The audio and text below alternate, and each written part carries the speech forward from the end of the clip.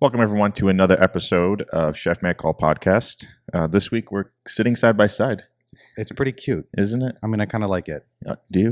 We can share the desk. We can share the desk today. Although we probably should switch the flags next time. We got the Greek on that this side. It's okay. We'll allow you. You could pass off a little bit Greek. I could. It's fine. Don't worry about it. So today's a fun episode. We actually have a guest with us.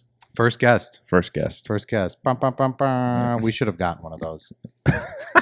Whatever the fuck they're called. I don't remember. The air horn? Yeah. Yeah. Perfect.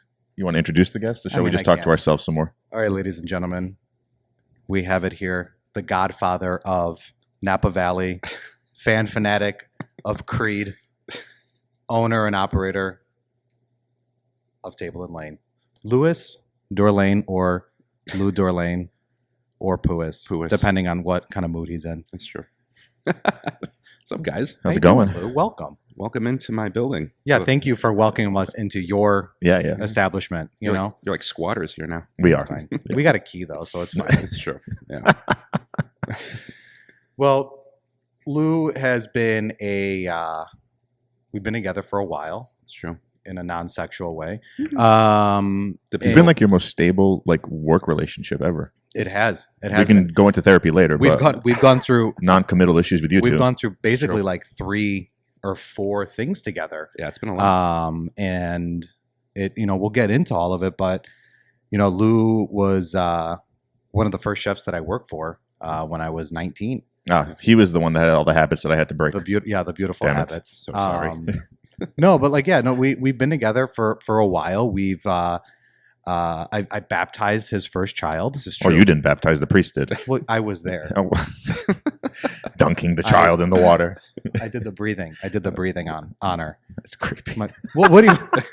Well, that's what you do. You got to blow on her, right? It's the rules. It's the rules, dude. It's They're about to get canceled. Everybody. The Catholic Church. All right. What do you want me to say? I am Catholic, and no, I did not blow on my godson. Then you guys did it wrong. I don't know what you want me to tell you. We had a big thing. Then we had some lovely, some food right after the baptism. It was great. Did you guys? I did not. Lou did. I cooked. Oh, that's nice of you. I had a lot of family members, a lot of criticism, too many opinions. It's fine. It was a good time. I don't remember that at all. We were gonna black out the second part of that day. Yeah. Maybe we'll get to it. We can get to it. So Lou, one thing that we like to do, and we're gonna start off with it, is an 86 list. And now you're familiar with the term 86. Of course. So what we do is we 86 something in the world. Or local, just in Chicago. Yeah, whatever it is. What is something that you're like over and you're just like, we're 86ing it. We got to 86 it as a society, as a hospitality profession, whatever it might be. Sure. What do you want to 86?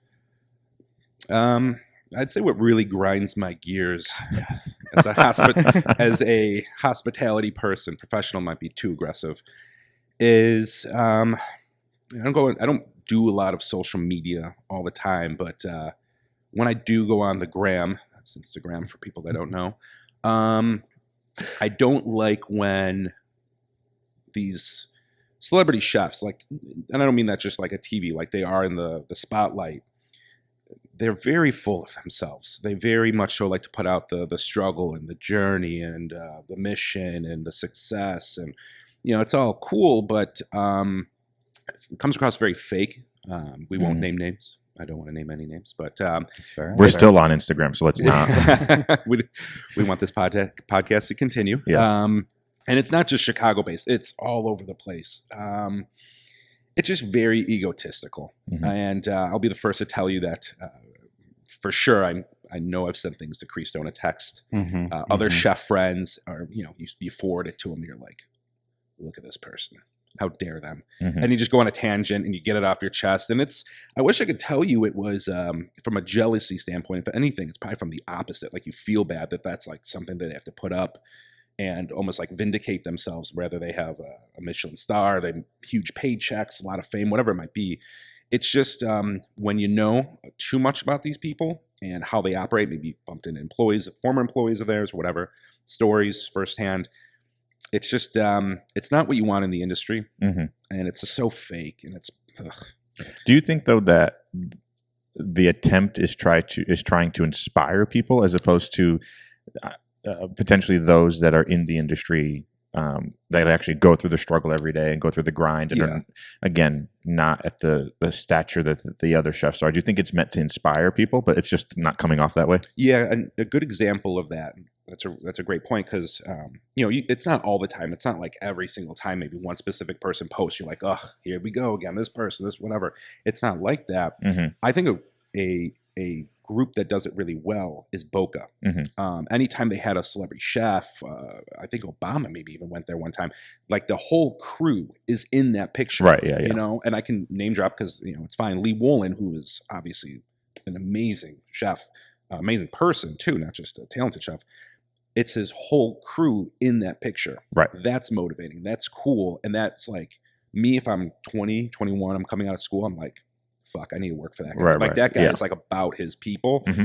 And it's not just, I created this and you guys go back to work while we, talk to the celebrities over here. Sure. That's a cool thing. But when the Instagram is constantly like, that close in black and white picture with the tweezers out, Mm-hmm. and it just says like a caption of like, push. Right. Yeah.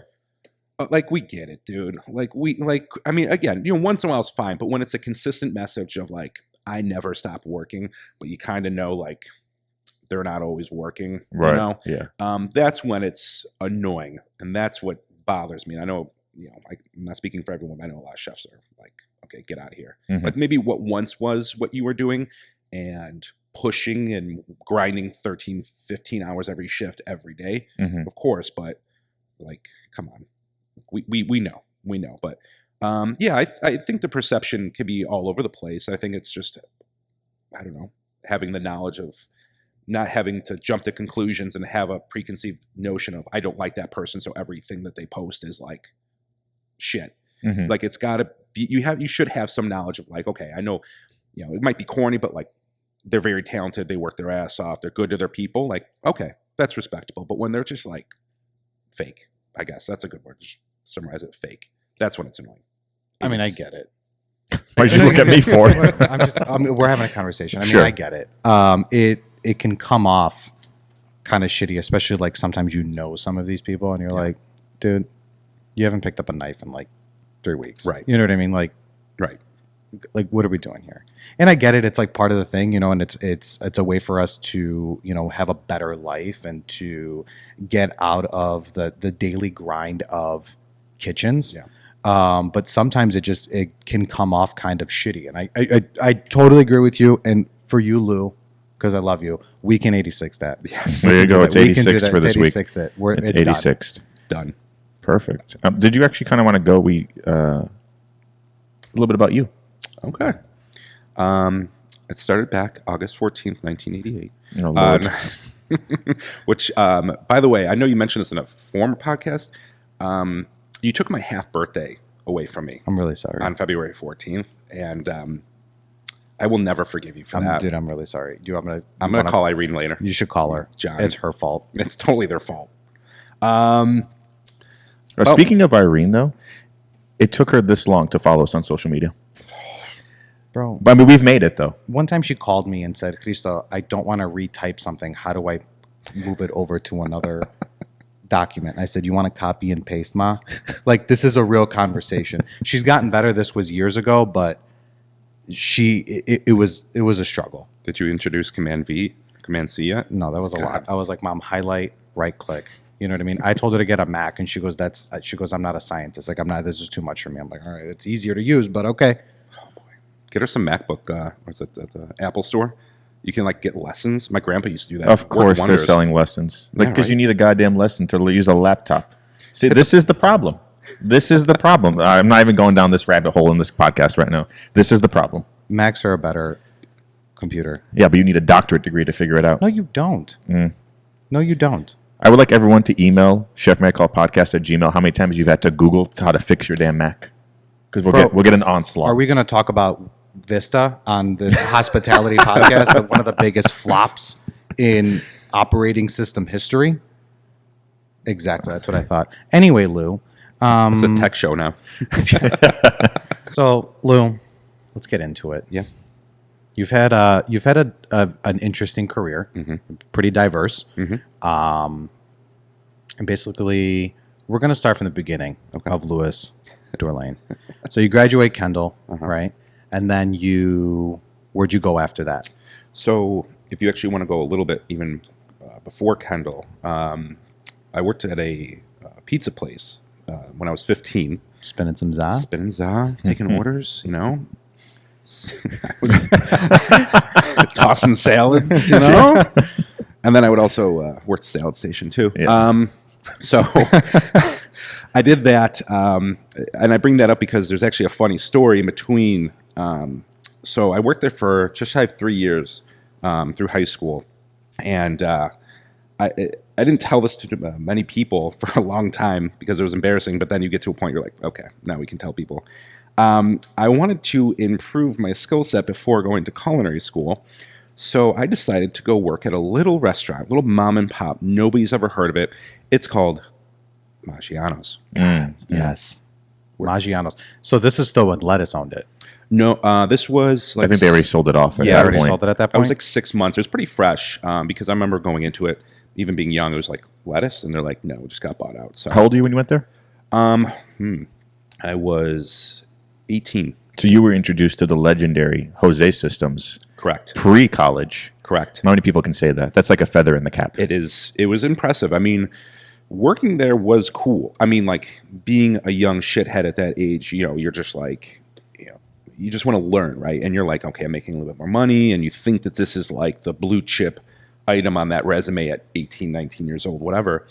And instead of worrying about that, it should have just been like, shut up, put your head down and listen, which I definitely did. The problem was, you know, just calling it as it is in our industry, I was definitely the only white person in that kitchen, which is fine. It's not uncommon by any means, but it's all dependent on the culture of that kitchen, and it was a very bad culture in that specific kitchen just towards me. I loved a lot of people I worked with. There was a few people that really wanted to train me. The problem is, and I bring up me being white, was there was a threat of I was going to take everyone's job. Literally, if like one guy came up to me, he's like, "You're gonna be our sous chef." I'm trying to be sous chef. I'm like, dude, I am 18 years old. Like, so there was a big problem. There was a big divide in the kitchen. And then, long story short, I walked out in a shift, which I do not recommend. But when people are threatening you, like legitimately threatening you, pushing you, bumping into you, and I don't hold that against them at all. It was just a good learning curve of like, this is not an acceptable thing, especially at my age. And you know, my sous chef was very cool. He called me the next day and he was like, you know, this is not how it's going to go. We'll fix it. You know, they wanted to fix what was going on, but too late. Made up my mind.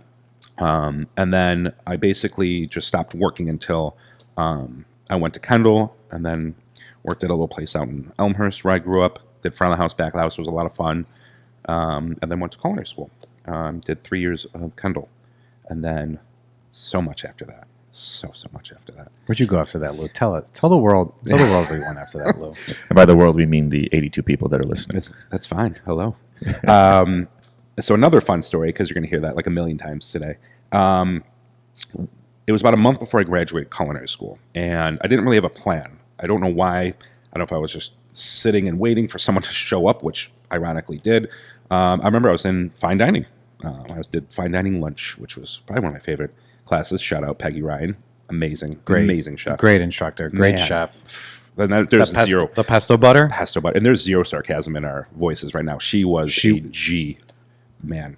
You know, maybe, I don't know if you know this. Okay. The man next to me went to the Culinary Institute of America. I did. Never heard of it. I mean, not a lot of people have, Lou.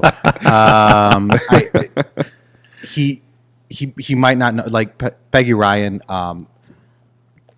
probably would have kicked the shit out of any instructor at CIA. Why are we throwing shade? I'm here listening to a nice story, and you got to because throw shade. I need to keep reiterating all of this. That's fine. It doesn't saying. matter. But, you know, because I still kick the shit out of all the chefs I work with now.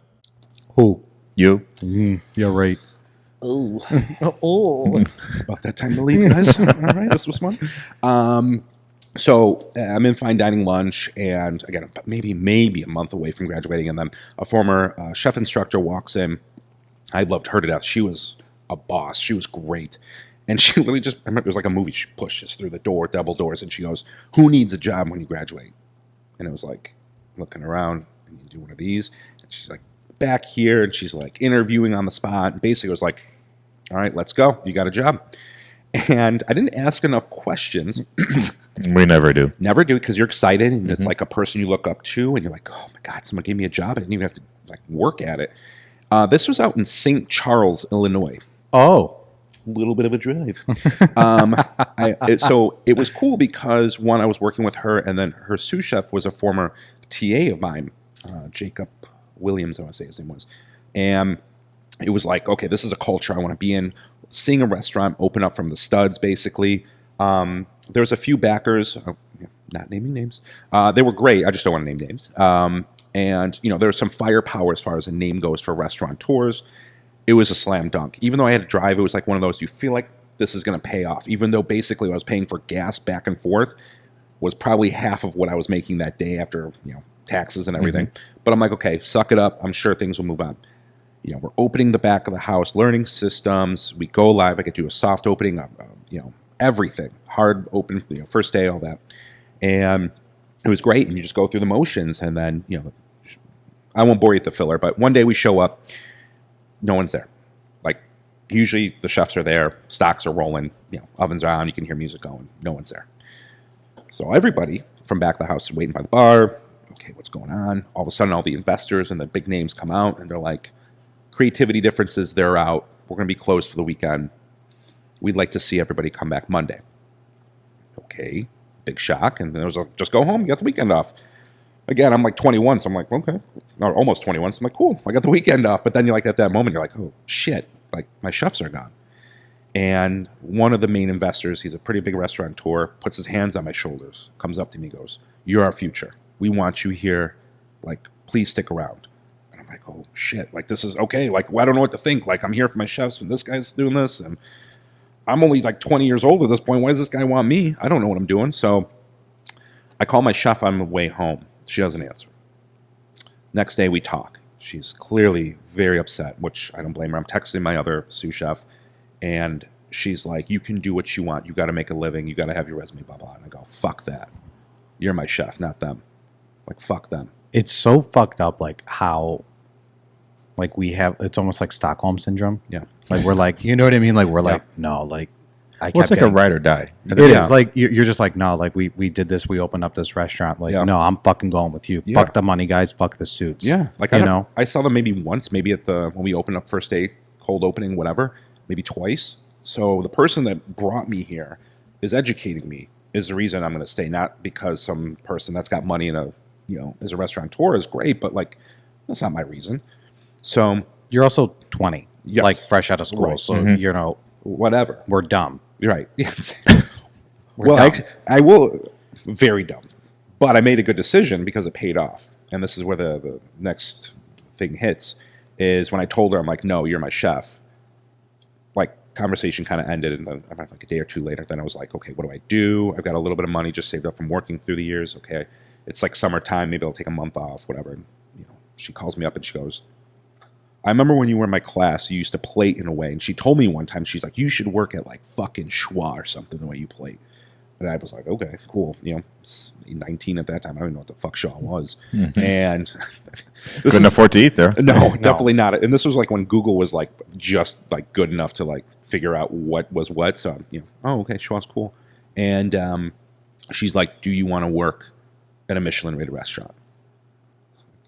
Yeah, that sounds pretty good. She's like, okay, you showed loyalty. You showed like who you were. That meant a lot. She goes, I'm going to get you in touch. And that's what brings me to my first true job in my life. And I got an interview at Everest with Chef Terry Treach. And it was the scariest fucking moment of my life. She coached me what to do, because I would have just showed up like a schmuck probably, like worse than this. And she's like, you wear a suit? Thank you for dressing up for no today's filming. Thank you so much. They don't get to see like the dirt on my chef pants right now. Yeah, that was scary as shit. And, he's a French chef, very intense. And one-on-one interview, never anything like that. Your ears are on fire kind of thing. Your throat's dry. And he walks in. He's got like literally no bullshit. He's got a binder. Just like puts it on the table. He goes, these are all resumes. Tell me why you need to work here. Why the fuck should I hire you? Mm-hmm. I was like, hi.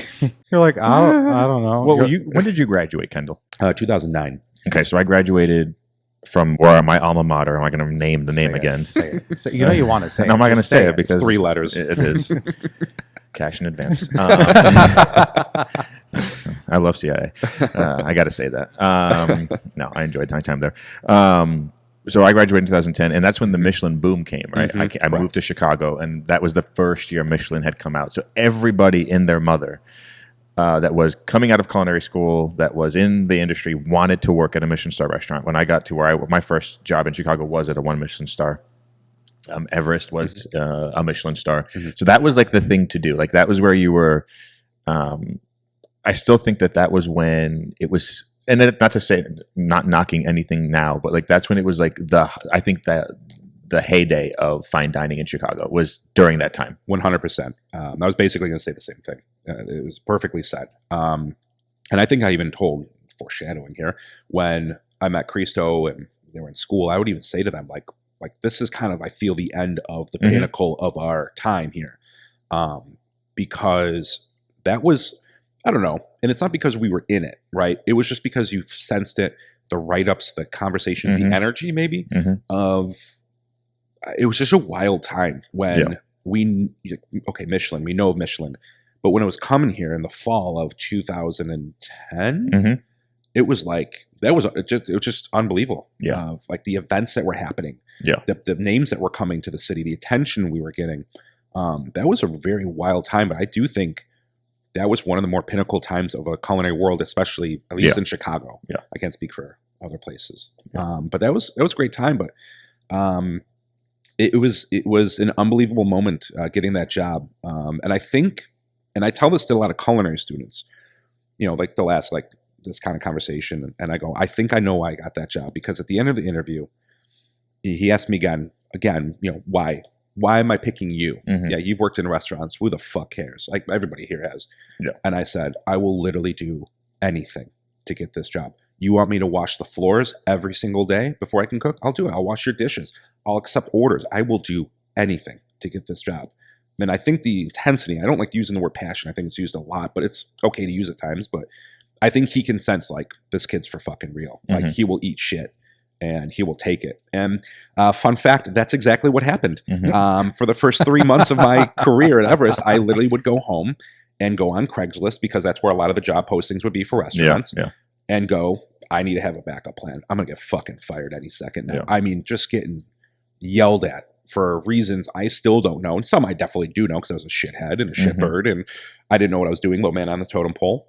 It was me and an intern from CIA. Got it.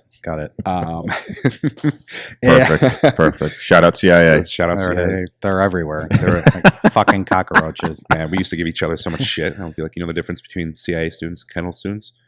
And he'd say, what? I go, you know how to cook the food. I know how to cook the food. You just know how to do it. I can actually fucking do it. You can explain it. I fucking told you. And he would get so pissed off. It's a thing. I told you this. That's with any culinary school. At least none of them from Johnson & Johnson. Johnson and Wales. Johnson and Wales, sorry. Johnson is. Can you tell he's a dad? Yeah, I'm a dad. Oh my God. I'm actually not a chef at all. Yeah. Johnson and Wales, thank you. And He just plays one on Instagram, everybody. That's it, right? Check me out. I hate chefs at 88 Instagram. I don't know. Yes, Johnson and Wales. So those are obviously the top 3, but we'd always, it's a lot of testosterone in the kitchen. We don't have to say that, but we'd always, do our little thing. But Everest was definitely the best job of my life. What were you making? I don't think people realize that, because I know what I was making at my Michelin star restaurant. You mean pay-wise? Yeah. Oh, I do exactly. I got paid $70 a shift, basically. So if you break that down to 18 hours. Yeah, and plus you had to pay... You had to pay for parking? I had to pay for parking. That was $6 every day. That's not bad. Downtown Chicago. No, it actually wasn't. We got our like standard rate. So basically, by the time I was done getting taxes and parking, I make like maybe 40 high end, $40, $48, $50 a day. Yeah. I had to live with my parents for sure. I'm paying off student loans. I never complained until shit got real. But you did what you had to do. Yeah. And that includes swallowing your pride. And I think, In a place like that, old school Michelin, doesn't matter if it's French, Italian, American, doesn't matter. You got old school chefs there. It's how you take it. You gripe a lot, they're not going to like you. You bitch and moan a lot, they're not going to like you.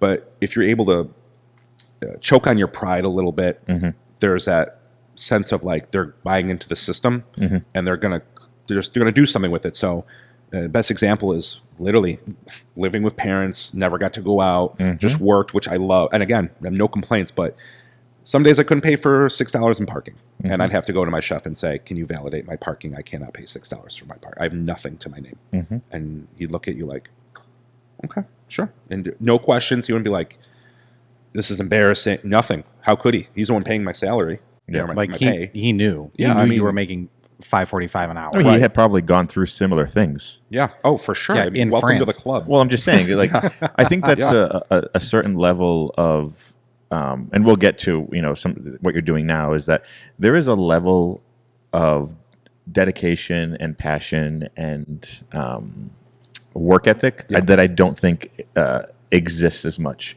Like, we paid our dues, and I'm not saying that, you know, we were not, you know, I'm sure people from the generation before paid even harder dues, right? You're making even less. Yeah. But there was a certain level of expectation that you were going to take shit from people, that you were going to come back to work the next day and you were going to do it all over again. Yeah. And you were, in essence, you were making a paycheck, but what you were getting out of it more was the education. For sure. Because I went to CIA, and my colleagues on this podcast today went to Kendall, but they teach you the fundamentals, or you should learn the fundamentals when you come out of there, right? Oh, you burned something today. Oh, it's okay. Here's a B. Or, you know, oh, you're late for class. Oh, okay, just don't do it again. Or you're not dressed properly. Like, you went to work and you weren't fucking prepared.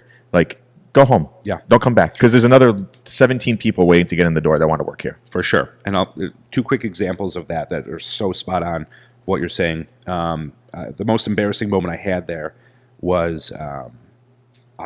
This was like those first 3 months where I was really getting my ass kicked, like bad. Like, you think, okay, you walk in, you have an idea, and you have no fucking clue. And this was embarrassing by a lot of means.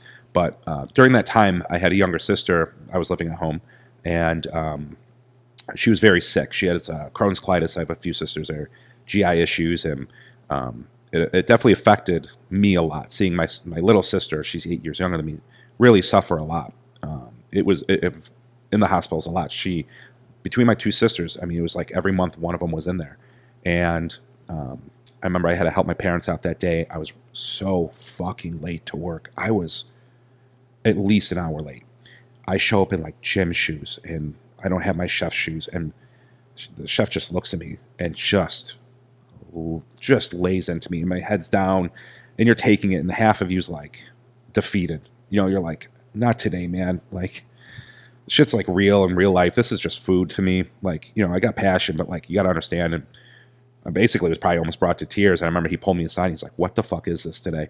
And I told him, and you could see he was like, fuck. Like, that was the first time I actually saw humility from him.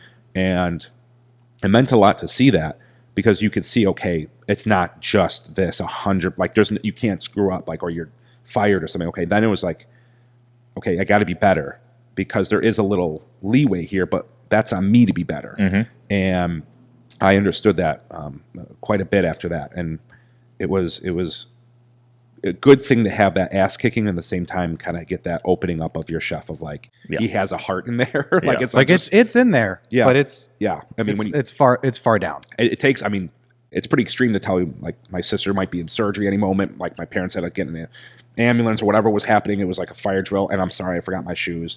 And he's like, fine, you can cook in this today. Just don't let it happen again. Blah blah blah blah. So, you know, things like that.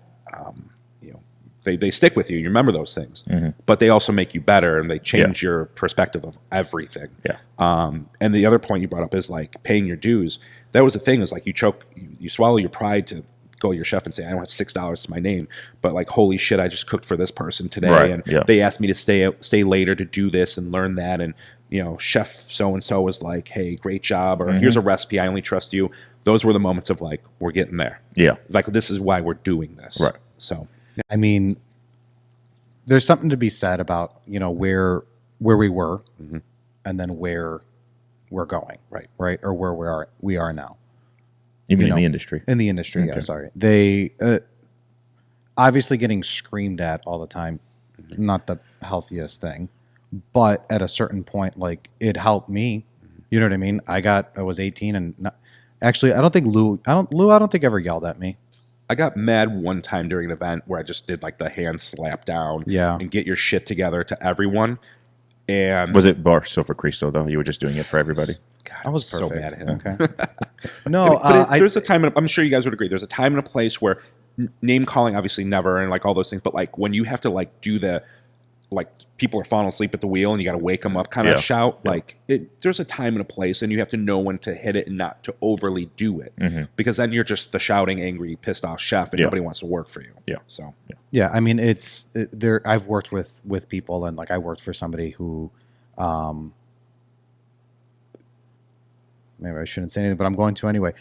Through romaine hearts, the what's it called? Like at Little me? Gem? Core? The core. Yeah. He was throwing the core at me in the middle of a plate up because I was young and I was used to my father being like, "Don't waste anything." So I was like, "Cool, I'm gonna throw this shit in here. Look at me bulking up the salad." Food costs us went down a point, dude. I was like, "This is how you do it, right?" And I was sitting there and I was like, got it all situated, and then we started plating, and he asked in the middle of the plate up, "Who cut the romaine?" And I said, "I did." And then he was just fucking pelting me with romaine heart or the cores.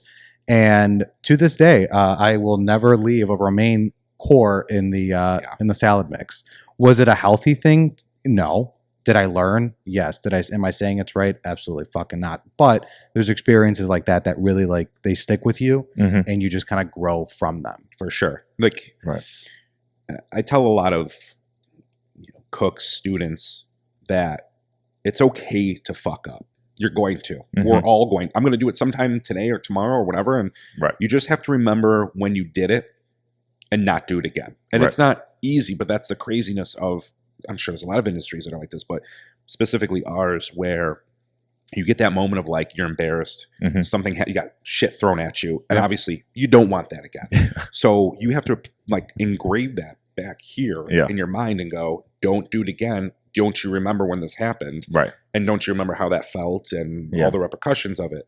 And it sucks, and it's definitely not healthy. Right. But it's the only way we're going to improve and not get romaine thrown at us again. Well, I think too is that no matter what happens during the service, and I got yelled at plenty of times and things thrown at me, is that. Well, I did deserve it. Yep. We all deserved it. You think you were special because you got the romaine hat? You trying to be cheap? He was just trying to tell me I needed to eat. I'm sure that's what he was telling you. Rabbit. Is that at the end of service, like you walk in, and we were talking about this in another episode, was that you walk in and the chef shakes your hand, right? And then the shit hits the fan. You're getting yelled at. You overcook a steak. Your quenelle looks like shit. And then at the end of service, you get your hand shooken again. Great service, and then that's it. Like there is no lingering of that day, right? Tomorrow's a new day. Yep. So I think that idea that there is a brotherhood and there is a brotherhood, sisterhood, whatever, is that argument doesn't leave that day. And I think a lot of people think like, oh my God, it must be miserable to go to work every day. And it's like, there are those days that, you're getting shit yelled at you and it's a hard service. But then there's days that it's great services, but they're each an individual day. Now, if you're a guy or a person coming to work late every day, you're probably not going to have a job very long. And then you will go through the ringer even harder, right? You're the guy that's tourneing artichokes. You're the guy that's turning artichokes. You're the guy that's tourneing potatoes. You're the one that's doing the bitch work, right? Until you understand that there is a succession line that you have to go through. But if you have a bad service, odds are the next day, you're probably going to have a better service and you'd learn from those mistakes. Yeah. So you leave Everest and then you end up where? Go to Napa. Has anybody heard of Napa Valley? Lou's going to tell you about Napa Valley. Don't you worry. It's the most beautiful place in all the world. A rainbow just went above you on the podcast screen. I get paid from the tourist chamber of Napa Valley to say that. Boy. So I went to Napa. Crazy story, and I'll make it quick. When I graduated Kendall, my grandfather, his gift to me was he wanted me to learn a lot. He was very proud when I went to Everest, and he paid for me to go to French Laundry. Which was great. Hell yeah. And working at Everest was a huge That's connection. Bougie AF. Yeah. I mean, he's like, pick wherever you want. Right. And I think going in that time, like French Laundry was just, at least when I was going to culinary school, kind of being in Everest. That was the place to go. That was I mean, there was like nothing close, I guess, to it. Maybe like what, Fat Duck in England, but I'm not going Yeah, there. yeah. And so went out there. Former student I went to culinary school with. He was in Texas. He was opening a restaurant in Napa. I think I put like on Facebook, Lewis is, because that was that time. I'm so old. It was Lewis is. You couldn't just put Oh my feeling. God, I forgot about that. Is, it doesn't really make sense half the time. But Lewis is going to Napa, right? The poking thing is making a comeback. Oh I yeah, heard. it should, right? It should. So that No one young- should be poking anybody. Well, there's like it's like was- the poke. Like, hey, It was the flirt before, yeah. Dating Well, apps. to date ourselves on a Facebook thing is that you needed a culinary email to actually log You in. need a college email. College, excuse me, Yeah, not culinary.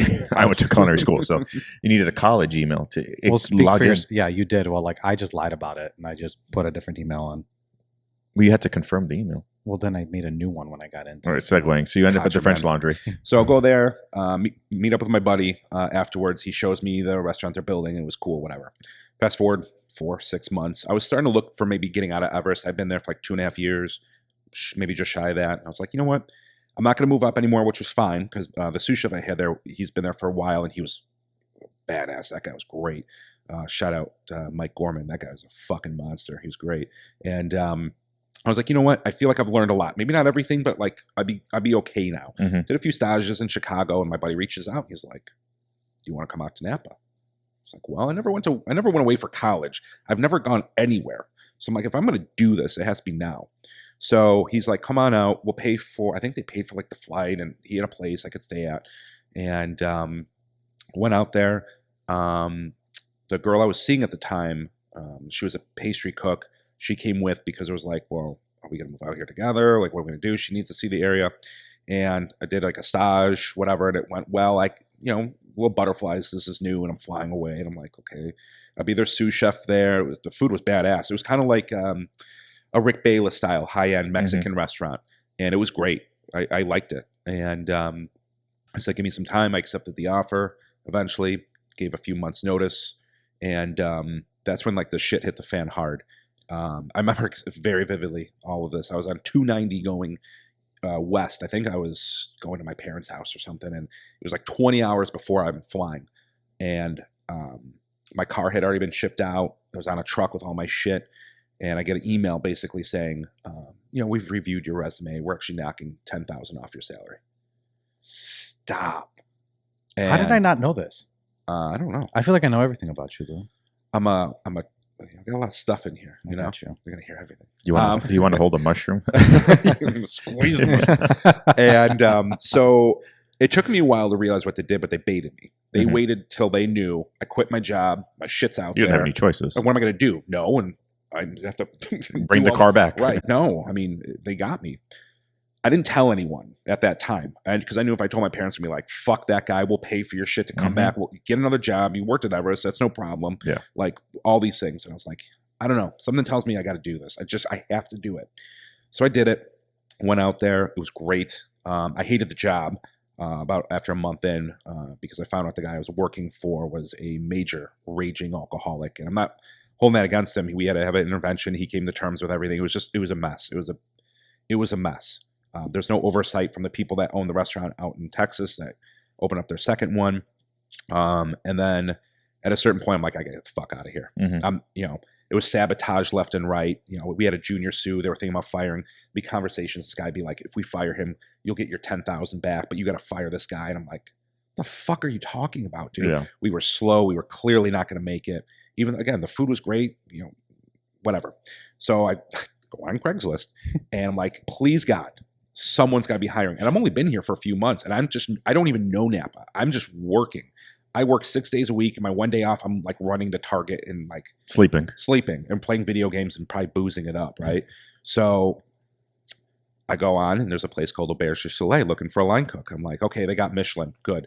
I call up Everest, I call up my chef, and I'm like, chef, what do I do? And he's like, get the fuck out of that restaurant, get out of there. He's like, you could go wherever you want. He goes, we'll recommend you, but like, and he kind of threw it in my face. I'm like, oh, you shouldn't have left, huh? But whatever, he had to do it. So I go in, I stage at Auberge. They took me right away. And I loved that kitchen. Everest was the best job I ever had. Auberge was the best kitchen I ever been in. And that's not a knock on Everest. That's not a knock on anyone. One of my best friends, Galen, was my sous chef there. And the first 3 weeks, I thought everybody fucking hated me because I was an outsider. That's just kind of how they were. Mhm. They're kind of like awkward people in a way, but like California awkward. I don't know how to put it. No, dude, I know exactly what you're talking like, about. It's just funny how, we've all been in restaurants where like, are we not gelling or is this like an initiation thing? Yeah. And it was funny because I remember one day I called out this one line cook, Lacey, who I loved. And I was like, why do you fucking hate me? She goes, I don't hate you. I fucking love you, man. Like, you're great. I'm like, you got a weird ass way of showing that, man, because I don't think you like me at all. Yeah. And so I got the job right away because Chef Curry, he knew Chef Joho from Everest, and he even knew Terry. He knew everything. This guy, Chef Curry, is the man. He's very California cool. Like, comes up to you, he's like, hey, man, what'd you do today? You go to the beach a lot? What the fuck are you talking about? Go to the beach a lot? That's like 60 miles away. No, I don't go to the beach a lot, man. And he was great. He's very chill. He let me get away with a few things. Even to this day, my buddy Gail and I will talk about it every time I see him. I'm like, do you remember when I fucked up and didn't make that coconut cream and I try to use the yuzu cream and like get away with it because I fucked up and didn't prep right? He's like, oh, I think about that all the time because he blamed someone else, and I was like. And I looked at everybody and they're looking at me like, this asshole just got away with murder because he worked at a Michelin Pace before here. And anyway, so I got that job. I worked there for quite some time. Or not quite some time, about a year I worked there. I loved it. I loved every second. And the last 3 months were my favorite. Just to be very honest here, my girlfriend at that time had moved out when she worked at Everest with me. She went out there. She worked at a 3-star Michelin rated restaurant called Meadowood. Mm-hmm. Very impressive. She fucking hated her life, which made me then hate my life. She moved back 3 months before I did. And that was the best 3 months probably of my life up to that point of my life. Because I got to hang out with my friends. I understood Napa. I got to be me. I found me. I got to eat at great restaurants. People took me under their wing, and I could just focus on me and focus on work. Mm-hmm. And to this day, I'm very grateful that I just decided to say, fuck it. Yeah, it's a shit situation. Let's turn lemonade, lemons into lemonade. Yeah. And that's kind of what happened. But Napa is wonderful. I know Christo's been out there. I've been to Napa Valley. I've been to the French Laundry as well. Fantastic meal. I've been there twice. Suck my dick. Fucking bad bitch. I know, right? It's wonderful, and I always tell people if you've never been, definitely go. If you're food or wine, even just for sightseeing, hiking, you can do all that. It's great. But it was great 1 year experience of my life. Before we jump into, at this point during Lou's life, I have not met him yet.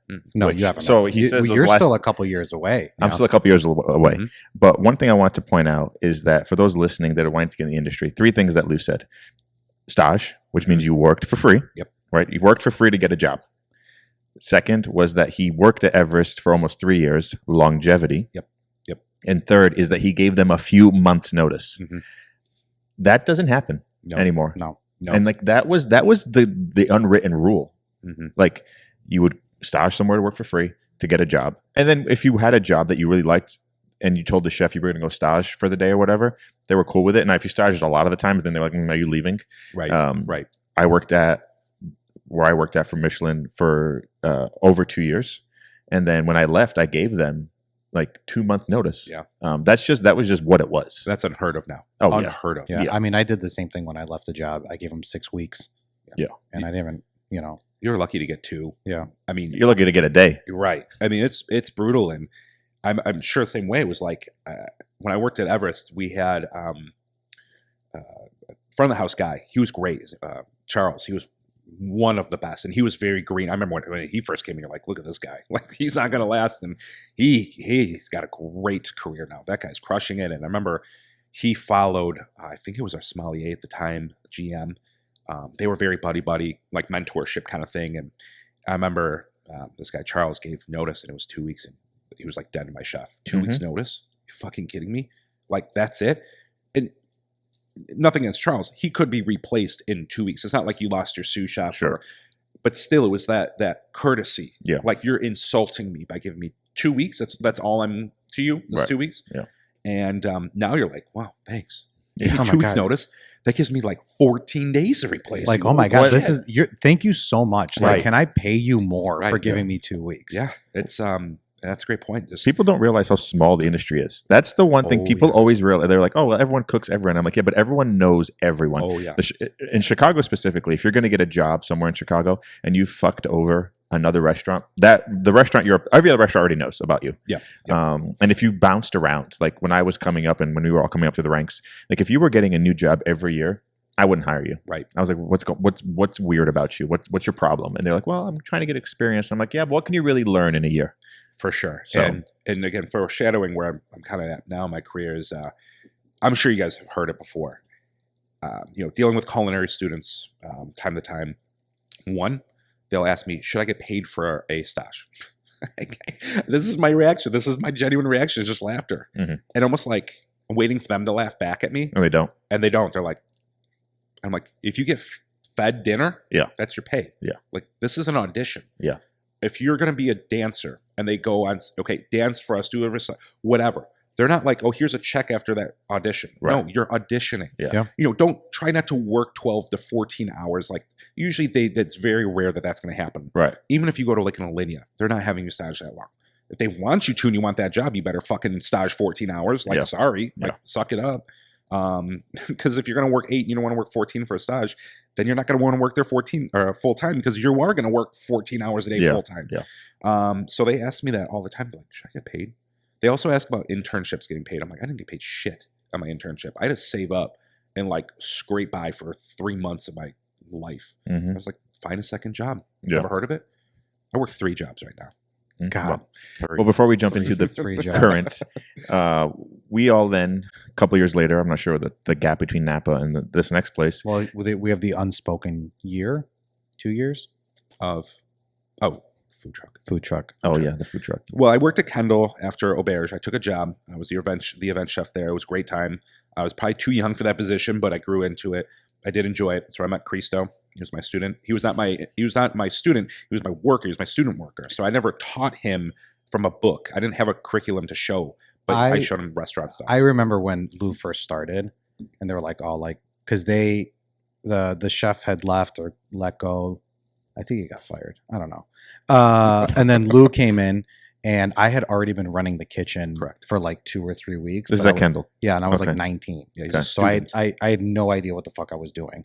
I was calling my dad, being like, "Dad, should I do it like this?" And he was like, and he was just telling you to put a soup on the menu. Yeah, and he was like, "Yeah, just do call GFS." I don't know. Like, so it was one of those things where I was like calling him to get advice because we were just trying to figure it out. Right. And then Lou came on board, and I'll never forget it. After 6 months of Lou being there, he gave everybody kind of like reviews, and he pulled me into the office, and I was like, fuck, dude, I'm going to get screamed at right now. I would have screamed at you probably. Like, the last guy yelled at me. The guy before that yelled at me. I was like, fuck, what did I do? And he was just like, think you're doing good. When they told me I had a student that was going to be my sous chef, I literally said, are you fucking kidding me right now? Yeah. Mm-hmm. And here we are. Yeah. And that was crazy too. Like, think about that. And I brought it up a million times in meetings. I go, guys, there's me, and then between me and a normal student worker is a student sous chef. I go, shouldn't there be like an actual sous? Like, and it was nothing against any of the students, nothing against you. It was just like, they're not there yet. They shouldn't be thrown into these situations. Mm-hmm. I'm sick. I'm taking vacation. I'm just whatever. And they're like, no, it's okay. It's like the analogy I like to use is that, and we've all opened restaurants and had to do with the health department. It's the air gap in the water. So like you don't let the sewer water come back into the, so it's like letting the shit come back into the fucking restaurant. It's like, that's what happens when you, no offense to Christo. Thank you I'm so sure much he was the best on earth. I was, you know what? I'm a fucking great sous chef. Okay. He was great. It was great. It was but that was the lucky. Yeah. I'm very lucky. And you know what? Right. I'll make this quick. Even the chefs that are still at Kendall that were there at the time that are there now, he will even say, they remember your group very specifically. Maybe another 2 years of great students. And if anybody's obviously listened to it, when Kendall after that, I was not there for every year after. So if you're like this asshole, I was not there every year. So I can't say, but a lot of the chefs were like, that was a great year and a half, 2 year group of students. And because their resumes afterwards spoke for themselves. They had that mentality. A lot of you guys came from restaurants that either the family had in their ran and owned, or they just worked in restaurants like I did when I was 15, 16. They just had that experience. They had the mentality already. So they were just ahead of the curve. But yeah, you guys, all the students that were in that group were great. And then funny enough, then I got Steven, Peven, was then my next sous chef after that. So I got very, I was treated to very good students to help kind of back me when I needed it. Just the whole fucking Kendall worked for the 50/50 group. I mean, a lot of us did. Yeah. A lot of us, yeah. Mm-hmm.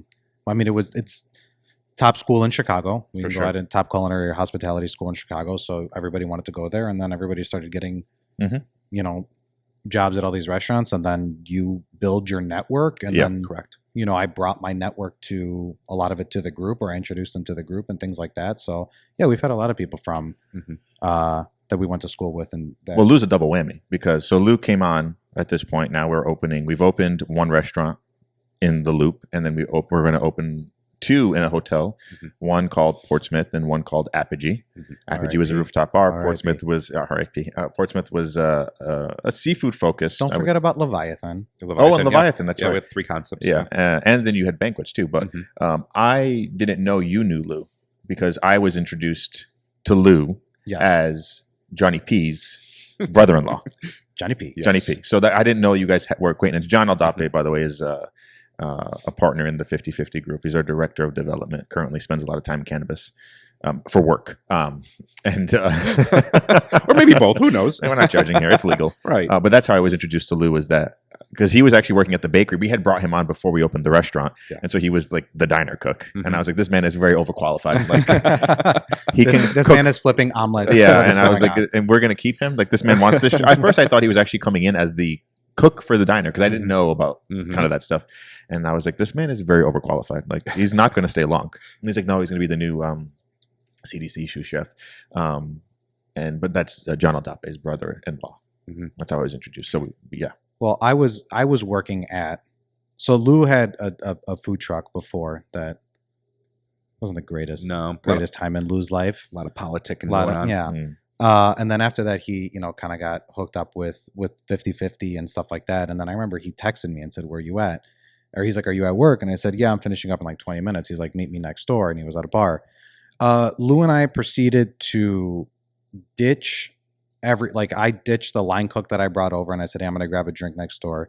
Ditch his girlfriend. You guys weren't even engaged yet. No, you were. With Jody? No, you guys were. We were engaged at that point, because yeah. then we're getting married like in a month. Never mind. Just had your anniversary. And we proceeded to just get hammered drunk. Very drunk. Okay. There's a shock, everybody.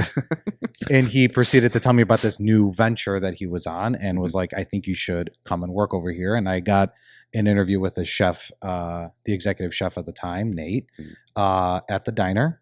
Ah, yes. At the bakery. And then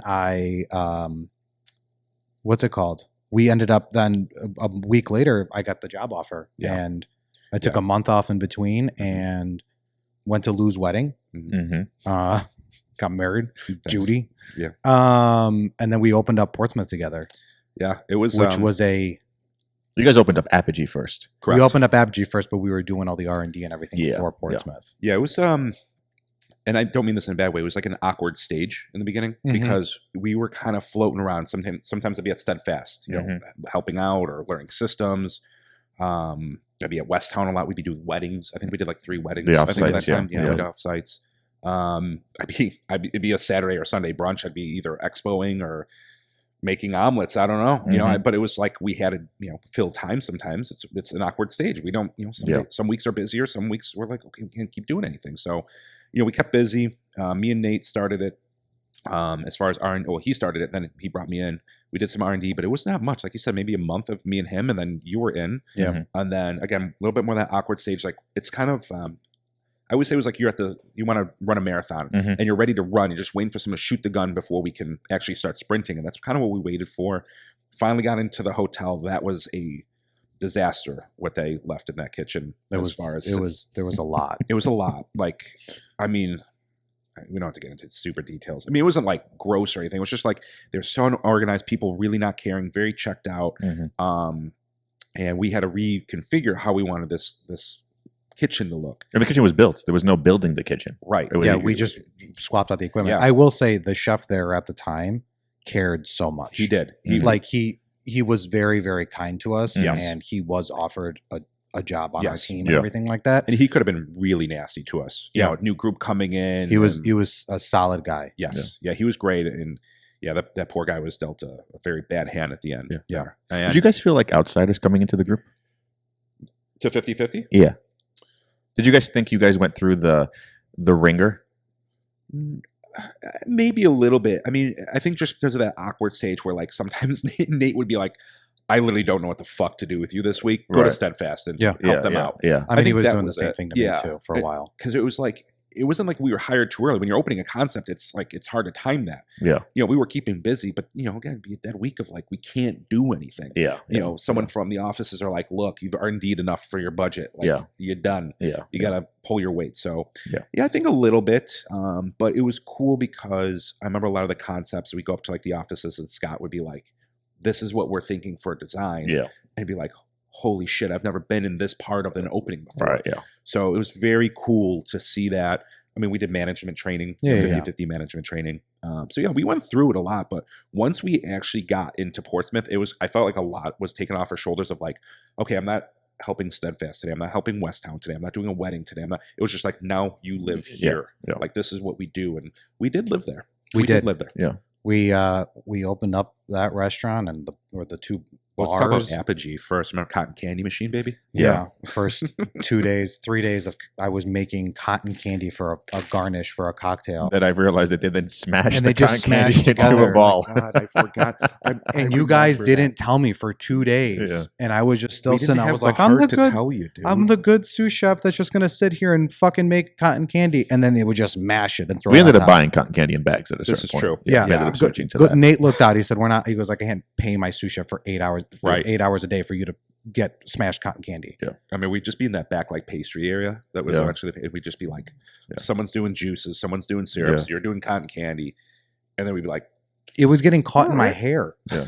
I'll never forget. I was going home every day having to wash my hair because there was just pink sugar in my hair. but I'll tell you though, and I won't speak for you two. You guys could say what, your opinion. Looking back, I mean, at the time I knew I was learning a lot, but like seeing the cocktail recipes and the methods and the builds and some of it I was like, okay, like, oh, like the rose inside of a flower is cool, but I'm like, I don't really need to learn about that. The syrups, sous vide, like that, the syrup that we did for the coffee syrup, The dark matter syrup. You're like, you see that and you're like, okay, That shit hits though. okay, this is cool. It hits. It's expensive, but cool. It's It was very expensive. This coffee is $50 like a pound. Was it $100 for like 5 pounds or something? Something It like was that. pretty- whatever it was. You saw those things and you're like, this is special. And then when we finally opened up Apogee, we did the soft opening and you go up there, and I'm not a club guy, but you're going through like, fuck, this is cool. The froze machines before they were a big thing. they were cool. We were way ahead by at least a year on those Mhm. frozes. Yeah.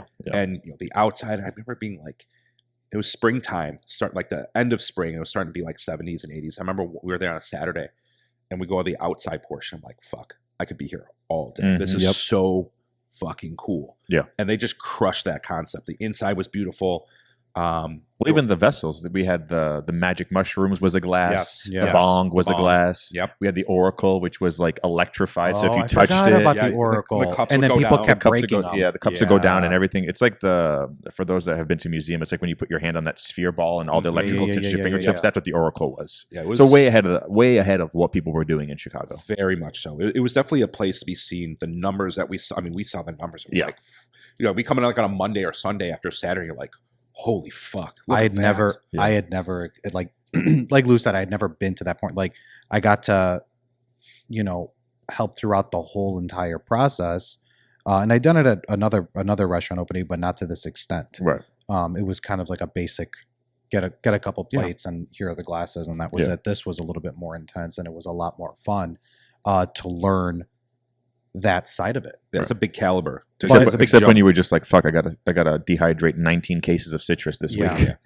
That And pork then- prep guy we eventually hired. Well, And Alex. then Alex Alex still works for us. God bless. Alex is still at the diner. They shut the diner. But she's on the hotline now. Mhm. Good for her. She's killing it, dude. Oh, So that's what. That's We beautiful. opened Portsmouth when? 2018, 2017? 17. 17. I know we were physically in there in 17. I want to say 17. We So did open it, 7 years for her, yeah. Damn. Good for her. Oh, Alex. So, go Lou, ahead. we're gonna keep going on Portsmouth, but I want to know briefly, like, because after what was it, a year and a half? Yeah. you were like, I'm out. Yeah. You had just had Brie. Yeah. Or not you. Takes two to tango, baby. All right. What's up? The sexual education system failed you. Jody That's Naperville for you. we had a very, very good sex ed program, okay? Jody had Brie. And then after she was like 3 months old or something like that. It was just like 4 months old. 4 or 5 months old. Definitely hit a point of my life. A very difficult point where, as I just told everybody above me in management, I'm slowly having a breakdown. I wouldn't call it a nervous, just a mental breakdown. And it was really nobody's fault. It doesn't matter what restaurant I was working in. It was life. I don't know, just a lot, because basically we got married and Jody was literally pregnant 3 weeks later. Sup. So things happened very quickly for us, very quickly. It was basically a year's time was opening up 3 concepts in a hotel, getting married, having a child. And I'm sure a lot of people would listen to that and go, tough fucking cookies. Like you signed up for it, which I did. But, I was 27 when we had Brie. And, working a lot. We were all working a lot. And I just, I would have 2 days off a week where I would watch her. We had a babysitter, and then the 2 days off a week I would have with Bree, and I loved it. I loved every damn second of those 2 days off I would have. Problem was the other 5 days I was working, I opened. So I'd probably leave the house at like 5:30 in the morning, if I remember right, which was great. I didn't mind. Problem is when you're leaving at 6:15. I mean, it took me an hour from that area to get to Oak Park. I mean, it was easily an hour 10, hit 90 to get on 290 in rush hour. Great. And, I get home, I'm trying to fly through the door, and it's like, I just put her down. And that would happen for those 5 days. And one day I get 20 minutes with her, and Jody's like, okay, get the fuck out of here. Like, she's got to sleep. She's a newborn. So I think enough time of that. And just, I don't know. I think I put a lot of pressure on myself to be like, you gotta be home. You gotta see your daughter. And it was nobody's fault. It was just, there was work to be done. And I had a huge mishap as far as a judgment call. Unfortunately brought Christo into it. Definitely tried to make sure he didn't get reprimanded for it. But I made just a very bad judgment call as far as having someone cover a shift for me to be able to go to my daughter's baptism, to then have, of course, like the worst fucking thing in the world happen, where a pop-up EO was lost. And it was not a good situation. It was not a good situation. And I call people out all the time on this. When you project, get angry at people when it's your fucking fault, you need to look in the mirror. And that's what I did. I got very angry at basically anybody I could get angry at for making a very bad judgment call. And I knew within that week I did some soul searching. I said, I'm a detriment to what's going on here. And did some soul searching and basically told my bosses I'm having a mental breakdown and I need to stop. And they were all very nice about it.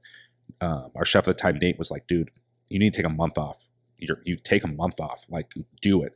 And I just remember saying to him, we were outside. We were actually going between the outside walk-in and the alley. And I said, if I do that, we're putting a Band-Aid on a big wound. And I said, I don't want to fuck you guys over if I do that, because I'll come back and it'll be the same shit. I said, I'd rather have you guys move on, get stronger, than get weaker with me doing this. And it was a very bad judgment call. And I regret it still to this day, and I think about it quite often. I guess the spin of it was I learned from it. I got better with my professionalism, but I still regret that decision. Like, if I don't think about that weekly, I think about it maybe every 5 days. Well, Lou, like, we're happy that you found that out. You know what I mean? Like, obviously, like, I took your fucking job. You know what I mean? Right. Jesus afterwards. Christ. Rightfully so. Cutthroat. No, but you know what I mean? Like, they went through the interview process, they interviewed me and everything like that, and I ended up getting the job. But was there anybody else you were against? They were talking to other people. I don't think there was, because I told Nate, like, you need That's to so fucked up, dude. I mean, seriously. Why are you bringing me down? I was like, oh man, I won. No, I'm like, that was a good thing, because they could have been like, they could have said like, no, we need someone else. No, I told Nate, from what I remember, that conversation was like, well, of course he knows what he's doing. He can run all this shit. It was obviously rightfully so. He knows how to roll the bao buns. Yeah. I was the best of the bao buns. I was the best of the mushroom pies. The mushroom pies were.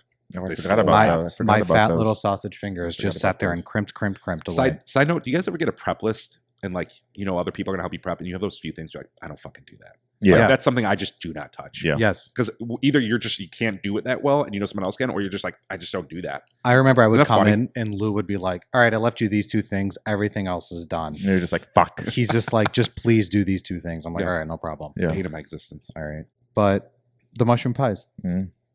legendary. Slappers. I just remember the one time you may not have been there at this point. It was the first restaurant week. Were you there or the second restaurant week? I was there for the He first was there. restaurant week. Was he there when I was dying? Okay, man. Like, what? You're gonna keep bringing this up? Yeah. This is like traumatic for It's me. been fucking 7 6 years, 7 7 years. years. Get over it. What happened? It was restaurant week and I was very ill. I am notorious for not going to the doctor when I'm ill. So I ended up getting this really bad sinus infection. Okay. So bad that when I would blink, pus would come out of my eye. Okay. It was such a bad fuck. impacted sinus infection that I ended up going to the emergency room.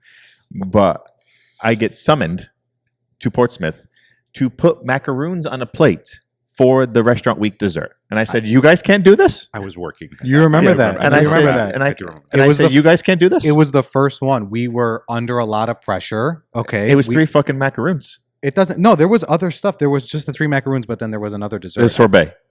It was a scoop of sorbet in a bowl. No, it wasn't. It There was. something I'm else. telling you, that's what it was. We don't have those problems in the morning. Right. No, and I was just like, Yeah. and you guys were all Fucking like, "What's the morning matter?" crew. You're like, "You're not that sick. What's the matter?" And then I go to, and then the day goes on. I'm just like getting worse and worse. Like my eyes are bloodshot. Sorry, red. they didn't teach us how to plate macarons at Kendall. We needed a CIA fucking alum to come Well, over clearly, and show us. and that's the problem. And then I end up going to the hospital that night, and they're like, "Do not go back to work, please." Well, now we know how to plate the macaroons. So Yeah, we're now you guys like, wanna play the We're like, macaroons. great. Now we have to do it ourselves. I was like, "If you wanted to hang out, there's an easier way to do it than killing me." It's been 7 years, man. Yeah, It's well- been 7 years. I'm so sorry. Let's unbox this therapy real quick. Oh God. So Lou ditches me for his family. Mhm. And then he went and did a little stint at a place that did some classes, some in-house classes. I helped out, did a few classes with you. And then the pandemic hits. Yeah, COVID hits. And we all got shut down. Mhm. All right. Not according to Fox News. Not according Didn't to Fox happen. Didn't Fake happen. news. Fake news. The dude from Bar Rescue came in. I was like, I'm shutting it down. So Lou, starts doing this thing. He's like, we were talking about it. You do those check-in things, those mental check-ins. He's like, all right, I'm starting these online classes, and I'm shipping these boxes out and stuff like that. And you were doing it out of your house first. Yeah, so we started. Small Business Association, don't come for this man. Yeah, please don't. We're all licensed now. Everything's good. Everything's fine. It's like when Apple started out of their garage, right? It was. I swear. So we had our second daughter, Emmy, in June of 2020. So during that time, that's when I really was like, okay, we have 2 kids. Like, shit's real. Like, nothing's happening. We're all on unemployment. Like, yeah, that was a great check, but again, you got to think, this can't be forever. It shouldn't be forever. It's not going to be. So, well, I remember we were in the hospital because Jody had a C-section. So we stayed 2 nights, 2 nights. And I was like, well, I got all this time. I bring my computer with me and I'm just like, clicking away. I'm like, trying to think of these things. I'm like, I want to do something with this company. At that time I knew I wanted to call it Table and Lane. But at the beginning portion, I was like, we should just bring cooking classes to people's houses because people are scared. They don't want to venture out. So it's like, okay, we'll bring it to you. You can have the people you associate with, the chefs wear a mask, all that. And then you do the numbers and you're like, well, I'll make like $100 every time I do this. And it's like back-breaking shit. And you're like, okay, maybe not. Like, this is not a good idea. And all of a sudden I keep hearing people talking about virtual cooking classes. I'm like, that's the worst fucking idea I've ever heard in my life. Who the fuck's going to do that? Like, how do you show that? How do you communicate? Like, yeah, tell people to go out and get all their groceries, and you're like, well, what if we send you the groceries and give you the recipe card and all that? So basically, it kind of just turned into that. And then you're like, oh, I've got this great idea. Well, how do you find clients? Literally for a month, I'm like, I don't even know where to go. I'm not going to market myself. I don't know. And my sister works for corporate, and she goes, oh yeah, we've done virtual classes. Get with this company. So you reach out and they vet you and you do all these things. They're like, this is fucking genius. Let's go. So we started our first one in November of 2020 was the first class we did. Our friend Steven at that time was helping me do all the work. It was just me and him. We saw each other all the time. He'd come over to the house. It was great. And so November through December, we probably did 13 classes in total. I was like, okay, this is pretty good. There's no overhead. Literally, there's no overhead at all. And then I was like, you know what? Let's see kind of what the new year brings because it's holidays. So you're like, okay, you just got a little pop. January hits and you're like, holy fuck, we can't turn this off. Mm-hmm. We are like, this is getting out of control. So I go to Jody, I go to my wife, and I go, I should rent a small space, like something, $1,000, $1,500, anything. We need a kitchen. We need to be a little bit more established. She's like, do it 1 year. Don't go farther. We get this little fucking place across town. I mean, it was perfect for what we needed. And I literally within a week go, we've already outgrown it. It was and I say this humbly, it was a machine that we couldn't turn off. The inquiries, the emails. I was working from 8 a.m. till 2 a.m. every damn day. There is no exaggeration. It was insane. At that point, I had a crew of 6 people working for me, and we couldn't keep up. And after about 3 months, I said, okay, now we really got to find something. Like this is not good. So then we found this place, mm-hmm. and I went to a friend. Before that, I actually found another space. We got outbid. It was this whole ordeal. It was kind of crazy, and I was like, well, fuck. What's plan B? We had a friend that's a realtor, and she's like, I'll find something for you. Literally that day, she sends me this. I was like, are you kidding me? But they were selling it. And I said, I can't buy anything. You shitting me? But she's like, it's been on the market for a little bit. Maybe they'll rent it to you for like a year, stopgap. I'm like, okay. We reach out, all these things. And they're like, yeah, maybe we'll rent, but could you buy? All right, let's rent to buy. And they're like, no. You need to buy it. I'm like, I can't fucking buy it. I've been in business for like 7 months. Nobody's going to give me a loan. You crazy? So a little thing about America and corporate America, they love holidays. They fucking love holidays. God, they love them. They love themed holidays. Cinco de Mayo is a big corporate. Is a big corporate holiday. And I realized that when our sales in 2021 for the month of May were just shy of $200,000 in 1 month. Hell yeah, Lou. Damn. Yeah. It was unbelievable. We did one virtual class alone was $89,000 and change. That was the total build out invoice. So after I got my money straight after that month, I was like, fuck those assholes. Let's buy that place. Was able to put down enough money. We had a local bank here that trusted in us. We brought them a presentation of what we're doing, how we're doing it. Now we can do in-person classes here. Huge presentation to them. And they were like, this is brilliant, genius, let's go. So we closed in August of 2021. So basically from November of 2020 to August of 2021, we were able to have numbers that were unreal. We were able to rent a place and then within 3 months outgrow it and then purchase a place in less than a calendar year. So pretty good. Mm-hmm. I will tell you, there's a lot of luck. And people hate when I tell them that. They're like, no. It's not luck. You work hard. Well, of course we fucking work hard. But you need luck. If you don't think that there's a connection between working hard and luck, you're crazy. There is. It just, you bump into the right person. And it's not, me working hard doesn't mean because Karen from this company emailed Jim to this other company and said, hey, we had a great time. You know, you should look into them. That's luck with hard work because we worked hard. We got that client. We worked so hard and did so well that we were lucky enough that they emailed someone else to another client and said, look, they do a great job. You should use them for your client presentations. And that's where it came out. Great employees, great concepts, hard-ass work ethic. My wife, she was nails. You know, she really kept it together because there was a few moments of like business panic attacks, not like the one I had with Portsmouth. It was like there's a lot of stress. Money, people's are getting paid and you know, it's a lot. And she kept it all together of like, look, cool your fucking jets and get to work and figure it out. It was like, you're right. I need to do that. And shout out to fucking Judy. Judy's the best. God, she's rocks and she's smart. You know, she knows what she's doing. She's one of the smartest people I've ever met in my life. And, you know, she knows when to like be cautious and when to hit the gas to the pedal. And she's like, put your fucking foot down and go. And she basically told him to put his balls on the table. Yeah. And if you get chopped off, we already have 2 kids, so I don't even fucking care. So they're for show now.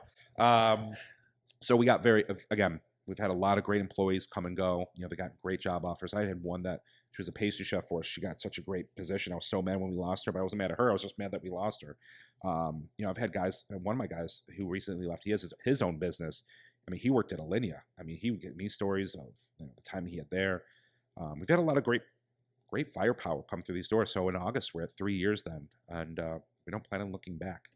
So yeah, it's pretty cool space. Again, very, very blessed. Very, very blessed to be here. Yeah. Well, you thinking about growing? You gonna open up another one? I would love to. If there's another thing we're going to do, obviously people can't see this, so almost directly where I'm sitting underneath me, we have I call it the warehouse. It's a mini warehouse. It's not really that many, but it is a warehouse.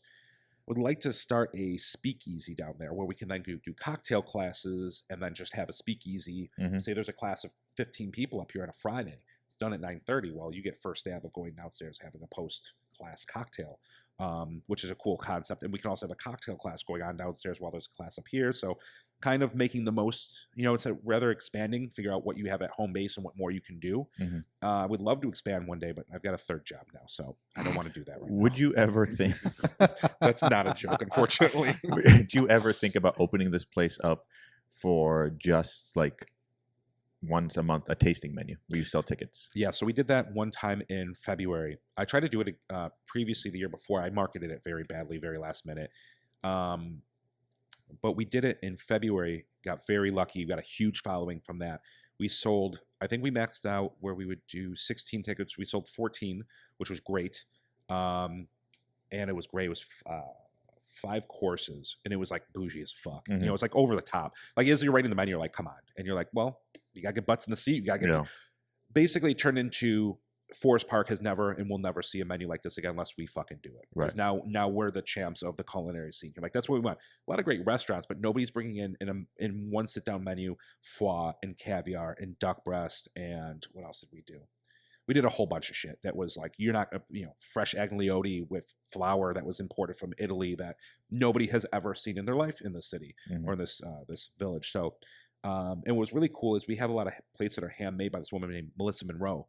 Shout out to her because she's a badass. She's fucking incredible, and she makes plates for Boca and Topolobambo. She is. It's so incredible how talented she is, and it was cool. We plated 3 of the courses on her plates, and she was at the dinner. So it's not only just cool to be here's your food, blah blah blah blah blah, and here's your wine pairing, blah blah blah blah blah.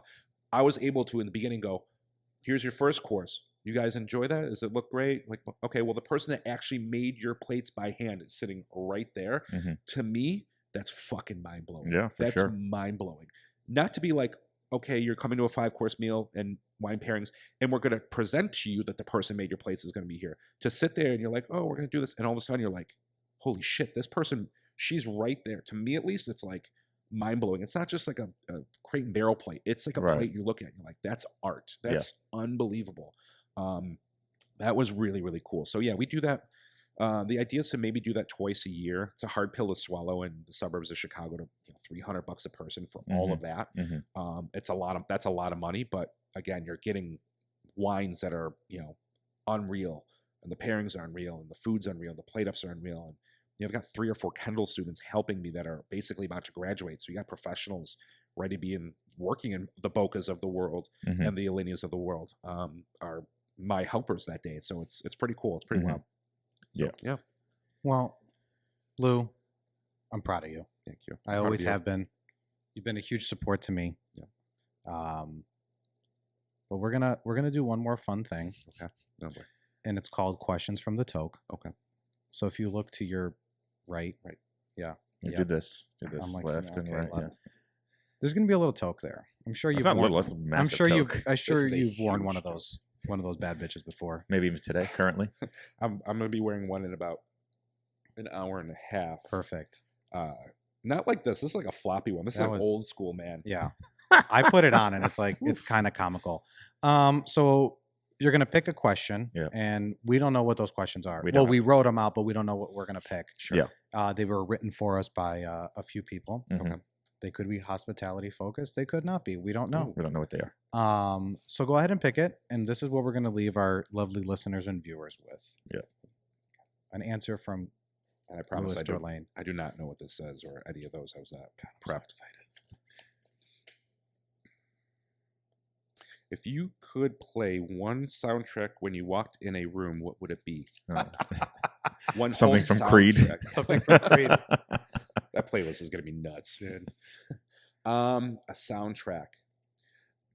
I like. This is going to sound really corny. I don't know if you guys ever do this. This could be super fucking egotistical. Do you ever do like those Chefs moments? of Instagram. Yeah, right. Wait till you see my post later. Fucking asshole, going against everything he says. There were moments in my career when I was a line cook, and I'm sure you guys are the same way. When you guys were young and you do things, and you're like, and you look back, like, how the fuck did I do that? Right. You're just like, you're young, you're dumb, your knees don't hurt all the time, your back isn't fucked, and you just did it, and you Right. were a badass when you looked at it. And there was times like I'd rethink like moments like at Everest, and that was when I was truly like at my most like peak. I can be a fucking line cook and murder you kind of stage. Right. And I'll think back and like replay that. I'm like, those were cool. Those, a few moments and memories. And there's always a song that I liked that if I was like playing it in my head, because again, I'm an egotistical maniac apparently when I'm thinking about this. There was one song I would always play because it was so badass. Was a Cochise by Audio Slave. Where like the beginning was like dum dum dum dum, and then he lets it rip, Yeah. and it's just like a badass, just chaos. It's just fucking chaos in that song. That was the song I'd always play when walking in, because it was just like, I don't know. I think it's a intense, crazy, beautiful song with a guy that's got a voice of an angel. Soundgarden being one of the best fucking bands ever created. So yeah, I would say that Audio Slave soundtrack was great. If not, it'd probably be the soundtrack to Ratatouille. Yes. Where he's learning how to cook with the rat on his head. Yeah, I think that if anybody's listening to this, you never have to ask a chef, what's your favorite movie? It's always going to be Ratatouille. It's always Ratatouille. And our favorite show's The Bear or Chopped, anything Bobby Flay. So you don't go up to a chef and say, what's your favorite movie or show? I'm going to tell you right now. It's for sure Ratatouille or No Reservations, right? That was a great one. Yes. With Anthony Bourdain. No. Catherine Zeta-Jones. Yeah. Oh, the movie. Yeah, the movie. Oh, the movie. That's a Where great the sister ends up passing away, and she ends up adopting the little girl. Yeah. We love Chop, or not Chop. What's Burnt with Bradley Cooper? I'm sorry.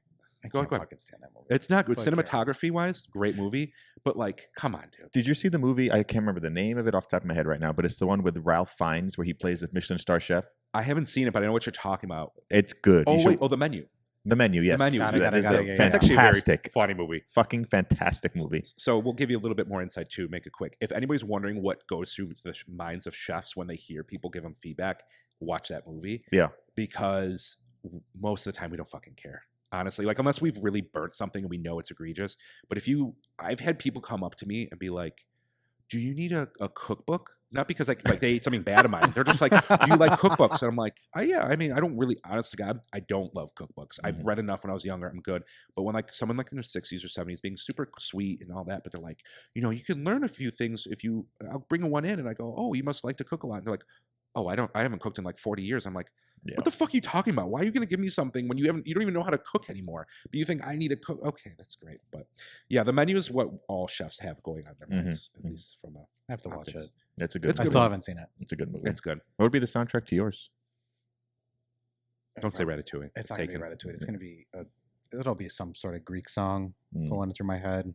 That's basically all I really listen to, if I'm being completely honest with everybody here. There's a shock there. Turn out the front page of the Sun Times, everybody. Unbelievable. Can you stop being so stereotypical? Dude, it's just like... Here, I got another one. It says, if there was one thing that you could eat in this world, what would it be? And if you say fucking euro, we're all going to... Or tzatziki. No, dude, it's always pasticcio. It's pasticcio, always. Jesus Christ. On that note. And on that beautiful... What about Tex? What would be your soundtrack? Oh, yeah. Oh, it would be anything ABBA. Anything ABBA. Probably a little gimme, gimme, gimme. Yeah, Here's the thing. Gimme, that's gimme. We've slaps. talked about it before. Gimme, Yeah. gimme gets the people Yeah. going. I don't care what anybody says. Is that the remix right now? What? They have a remix that's like, that was at your wedding, like nonstop. Yes, it was. Yeah, the Man so After it Midnight was. It one? was Yeah. on like the loop. Yeah. That's a good song. That's a really good one. On that note, Luke, where can everyone find you? So for my Instagram, Fucking douchebag. you just see, well, it's just pictures of me and my wife and my kids. You'll see a few food pics. It's at Doers88. You'll see a bunch of that, and that's about the only time you'll see any of my food. It is open. You will probably be bored watching it, but occasionally there's spurts of like really cool shit, especially with my new job. So I will have lots of fun things being posted. And if somebody wants to know more about Table and Lane, where would they go? So Table and Lane, you could definitely find us. We post quite a bit on Instagram. That's the opposite of me. So Table and Lane Shy, a lot of stories, a lot of cool things, a lot of like what's happenings. A lot of public classes. You can buy tickets. You can book private events, or you can just book out the venue in general. We are kind of the jack of all trades. So Table and Lane Shy on Instagram. I was originally asking where they could find him, and I thought he was going to go to Table and Lane first, but he immediately went to himself. What a fucking asshole. Instagram bullshit. I just want people to see my kids. Okay, that's all. Just look at them. Tex, tell them where they can find us. Sure. We're not going to talk about our personal Instagram. That's just rude. Fucking. They can find us on Instagram at Chef May I Call. TikTok, Chef May I Call Podcast. If they want to email us anything, it's Chef May I Call at Gmail. Chef May I Call Podcast at gmail.com. And if they're watching on YouTube, please click the subscribe button below. But other than that, thanks, Lou, for taking the time to spend some a little hours with us. Thanks, guys. This was a lot of fun. Perfect. Have a good one, everyone. See you later.